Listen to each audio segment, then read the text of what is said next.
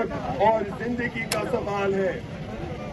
अगर तुम ये सुनो मेरी बात, खबरदार की बात, अगर तुम ये कनाल बनाओगे, अगर तुम ये कनाल 6 कनाल बनाओगे और दरिया खुश हो गया, तो फिर हमारी लाशें आप लोगों की चौखट पर DHA में, बहरिया में, इस्लामाबाद में, दुबई में और लंदन में पहुंचा दी जाएगी।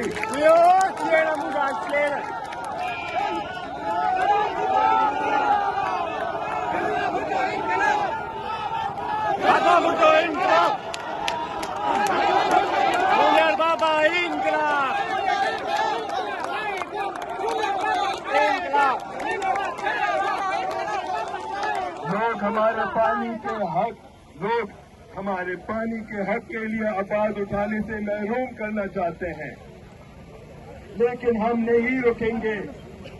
मैं कभी भी नहीं खामोश होऊंगा। मैं लड़ूंगा, मैं लड़ूंगा,